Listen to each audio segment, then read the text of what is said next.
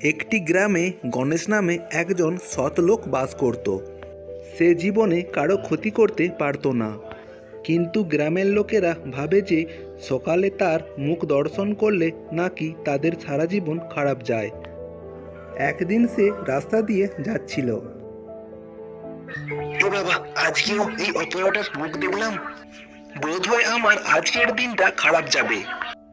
এই কথা শুনে গণেশের মনে কষ্ট হলো। সেখান থেকে সে চুপচাপ চলে গেল।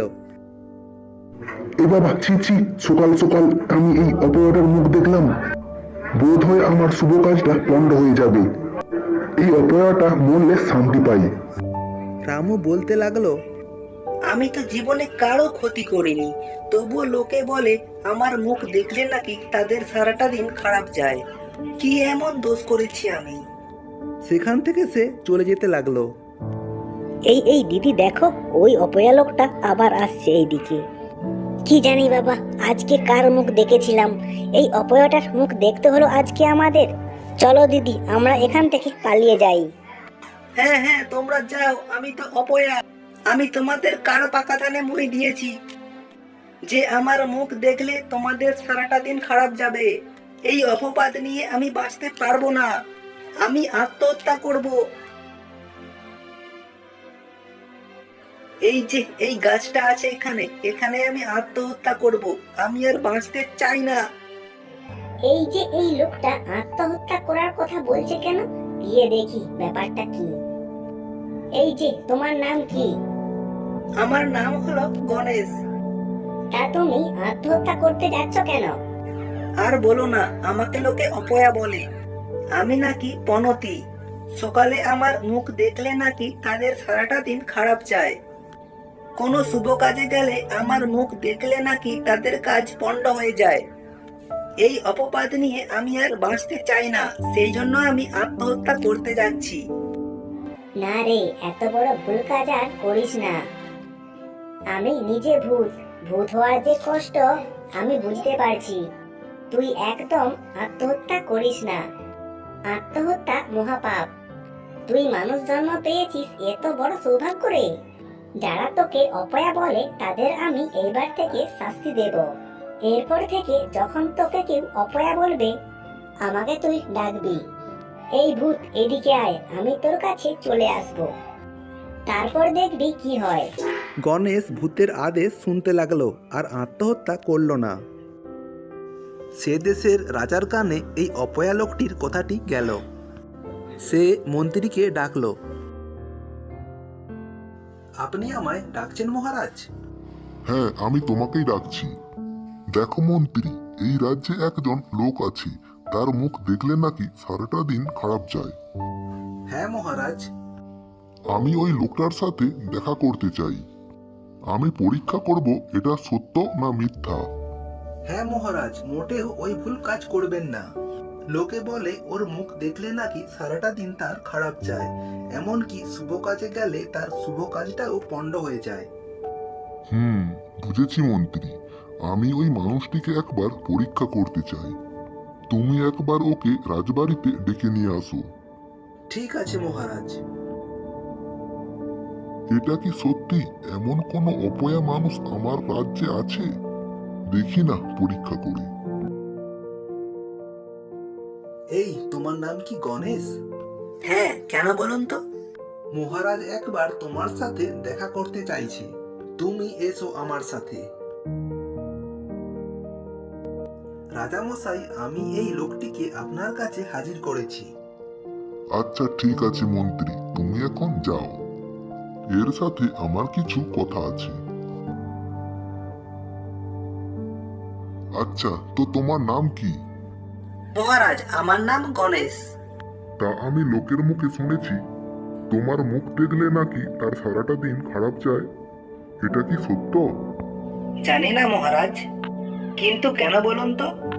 আমি একবার যাচাই করে নিচ্ছিলাম। মহারাজ, আপনি শিগগিরই চলুন, রানীমার শরীরটা খারাপ হয়েছে। আপনি একবার রানীমার সাথে দেখা করুন। কি হয়েছে রানীর? চলো, আমি আসছি। এই, তুমি এখন যাও। রাজামশাই গিয়ে দেখলো রানীমা খুবই অসুস্থ। রাজামশাই তার কাছেই রইলেন এবং তার স্নান খাওয়া দাওয়া কিছুই হলো না সেদিনে। সেখান থেকে ফিরে এসে রাজার মনে হলো ওই অপয়া লোকটির জন্যই আজকে তার সাথে এইসব ঘটনা ঘটেছে। তৎক্ষণাৎ রাজামশাই মন্ত্রীকে ডেকে পাঠালো। মন্ত্রী, ওই অপয়া লোকটাকে এক্ষুনি ডেকে পাঠাও। ওর জন্যই আজকে আমার স্নান খাওয়া দাওয়া কিচ্ছু হয়নি। ওর মুখ দেখেছিলাম বলেই আজকে আমার এই অবস্থা হয়েছে। ওকে এক্ষুনি ধরে নিয়ে আসো, আর ধরে নিয়ে এসে কারাগারে বন্দি করো, আর ওর মৃত্যুদণ্ড দাও, এটি আমার আদেশ। হ্যাঁ মহারাজ, ওকে আমি এক্ষুনি ডেকে নিয়ে আসছি।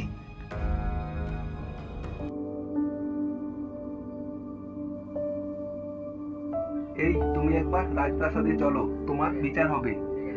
কিন্তু কেন মন্ত্রী মশাই, কি আমার অপরাধ? ওসব আমি কিচ্ছু জানি না, তোমাকে রাজামশাই এক্ষুনি ডেকেছেন, তুমি এক্ষুনি চলো। মহারাজ, অপরাধীকে আপনার কাছে ধরে নিয়ে এসেছি। এই তোমার জন্য আজকে আমার স্নান খাওয়া দাওয়া কিচ্ছু হয়নি। তোমার মুখ দেখেছিলাম বলেই আজকে আমার এই অবস্থা হয়েছে।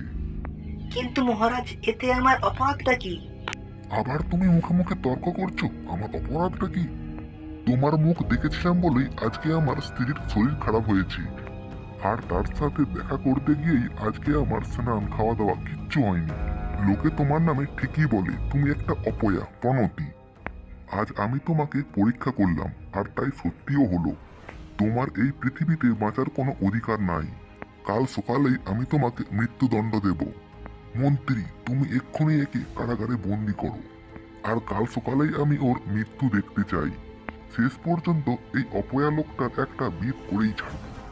মহারাজ, এর জন্য আমায় আপনি ক্ষমা করুন।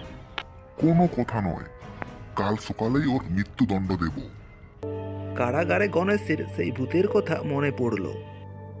সে তৎক্ষণাৎ ভূতকে স্মরণ করল। ভূত ভূত ভূত। ভূত সেখানে উপস্থিত হলো। কি রে, তুই আমাকে এখানে ডেকেছিস কেন? কি সমস্যা হয়েছে তোর বল, আমি তোকে ঠিকই উদ্ধার করব। আজকে আমায় মহারাজ পরীক্ষা করছিলেন আমি অপয়া নাকি। আজ সকালে আমায় মহারাজ ডাকে, তারপর আমি তার সাথে দেখা করি। তারপর হঠাৎ তার স্ত্রীর শরীর খারাপ হয়ে যায়। রানীমার শরীর খারাপ হয়ে যাওয়াতে রাজামশাইয়ের স্নান খাওয়া দাওয়া কিচ্ছু হয়নি। এর জন্যই আমায় অপরাধী বানিয়েছে। আমার মুখ দেখার জন্যই আজকে ওর খারাপ দিন গিয়েছে, তাই আমাকে এখানে বন্দি করেছে। কাল আমার মৃত্যুদণ্ড হবে। তুমি কিছু একটা করো। ওর এত বড় আসপর্দা, দাঁড়া, ওকে আমি জব্দ করব। শুধু তুই আমার কথা মতো চল, তাহলেই হবে। ভূতটি একটি বুদ্ধি দিল গণেশকে। পরের দিন গণেশের মৃত্যুদণ্ডের সময় এলো। মন্ত্রী, এইবার ওর মৃত্যুদণ্ড দাও। মহারাজ, মৃত্যুর আগে আমি কিছু বলতে চাই। বলো, তুমি কি বলবে? মহারাজ, কালকে আমি ভোরবেলা স্বপ্ন দেখেছিলাম। আমার যদি আপনার হাতে মৃত্যু হয়, তাহলে আমি পরের জন্মে আপনার বংশে আমার জন্ম হবে, আর আমি রাজা হব। আর আপনি জানেন তো মহারাজ, ভোরের স্বপ্ন সত্যি হয়। দিন দিন মহারাজ, আমায় মেরে ফেলুন। এই এই তুই কি বলছিস রে? হ্যাঁ মহারাজ, কালকে আমি এই স্বপ্ন দেখেছি ভোরবেলাতে। জানেন তো ভোরের স্বপ্ন সত্যি হয়। মন্ত্রী মশাই, দাঁড়িয়ে কেন, আমায় মেরে ফেলুন, আমি মরতে চাই। না না, এ হতে পারে না, এই কিচ্ছুতেই হতে পারে না। হ্যাঁ মহারাজ, আমি ঠিকই বলেছি, আমায় আপনি এক্ষুনি মেরে ফেলুন, আমি মরতে চাই। না রাজামশাই, এ আপনাকে ভুল বোঝাচ্ছে। কোনো স্বপ্ন টপ্ন নয়, বেটা আপনাকে মিথ্যা বলছে। মন্ত্রী মশাই, আমি যদি মিথ্যা বলি তাহলে আমি মরার জন্য এত লাফালাফি করছি কেন? মন্ত্রী মশাই, আপনি দাঁড়িয়ে থাকবেন না, আমায় আপনি মেরে ফেলুন। না না, ওকে মেরো না। ও যদি মারা যায় তাহলে পরের জন্মে আমার বংশে ও রাজা হয়ে যাবে। না না, এ হতে দেওয়া যায় না। মন্ত্রী, তুমি ওকে এক্ষুনি ছেড়ে দাও। কিন্তু মহারাজ। না, কোনো কিন্তু নয়, ওকে এক্ষুনি ছেড়ে দাও, এটা আমার আদেশ। তাহলে আমাকে যে ধরে আনলেন মহারাজ, কারাগারে বন্দি করলেন, এতে আমার যে কাজ নষ্ট হলো। কাজ করলে কত পয়সা হতো। এখন কি হবে মহারাজ? মন্ত্রী, ওকে কিছু টাকা দান করো। এবার এখান থেকে ওকে চলে যেতে বলো। আর হ্যাঁ, এরপর থেকে কেউ যদি ওকে অপয়া বলে তাহলে তাকে আমি শাস্তি দেব। দেখলে তো মন্ত্রী, অপয়া অপবাদ দিয়ে মৃত্যুদণ্ড দিতে গিয়ে কত টাকা ক্ষতিপূরণ দিতে হলো। আমার রাজ্যে এইসব কুসংস্কার বন্ধ করতেই হবে। রাজার কাছ থেকে গণেশ প্রচুর ধনরাশি পেল। এরপর থেকে গণেশকে কেউ আর অপয়া পনতি বলল না। ভূতের সাহায্যেই গণেশ অপয়া বদনামের হাত থেকে বাঁচল। তো ছোট্ট বন্ধুরা, ভিডিওটি তোমাদের কেমন লেগেছে? ভিডিওটিতে তোমরা লাইক, কমেন্ট, শেয়ার করো আর সাবস্ক্রাইবার করো। কেমন?